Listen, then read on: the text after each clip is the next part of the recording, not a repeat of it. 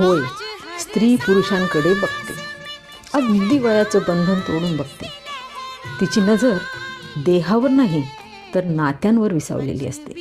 वयस्कर पुरुषात तिला बाबांची सावली दिसते, कुणाच्या हावभावात भाऊ दिसतो, तर तरुण मुलांकडे पाहून दूर गेलेलं बाळ नजरेसमोर येतं. ती न्याहाळत असते त्याच्या अल्लड तारुण्य सुलभ हालचालींना.